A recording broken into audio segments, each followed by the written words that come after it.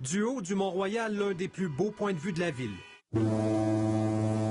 Ici, dans le Vieux-Port, Montréal, carte postale.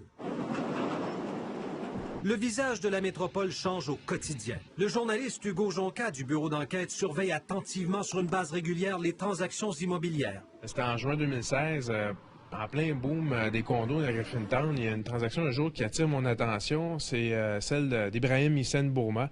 C'est le beau-frère du dictateur tchadien Idriss Déby. Lui, tout d'un coup, il achète plus de 3 millions de dollars de condos d'un coup. Une année complète d'enquête journalistique menée par Hugo Jonca et ses collègues pour apprendre que des dizaines de propriétés, particulièrement ici à Montréal, sont entre les mains des politiciens, des hauts gradés et des hommes d'affaires proches des régimes les plus corrompus d'Afrique. Ils investissent depuis des années dans l'immobilier québécois, presque toujours sans prendre d'hypothèque, ce qui ne semble pas avoir éveillé la curiosité des autorités. C'est des dizaines de propriétés, mais c'est une quinzaine de personnes, puis il y en a pour plus de 30 millions de dollars. Vous avez bien entendu autour de 35 millions de dollars de propriétés achetées au Québec par des individus qui, pour la plupart, ont fait l'objet d'enquêtes pour divers délits ou crimes financiers, soit dans leur pays d'origine, soit en Europe, où les procès sur la corruption de despotes africains se multiplient.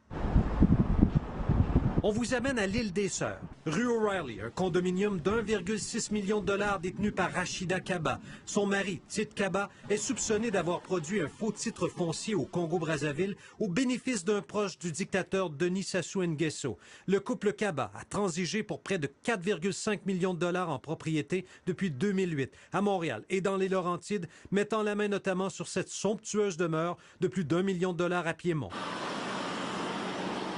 D'autres exemples des recherches approfondies du bureau d'enquête. À Gatineau, 2 immeubles d'appartements détenus par Jean-Jacques Bouillat, un ministre congolais au cœur des pires systèmes de corruption d'Afrique. Il est parvenu à dépenser près d'1,5 million de dollars dans le secteur Elmer. Que l'amour de Dieu. Wilfrid Nguesso, fils de dictateur. Il est propriétaire de cette maison d'1,4 million dans Ville-Mont-Royal. La France vient de l'arrêter pour blanchiment de détournement de fonds publics.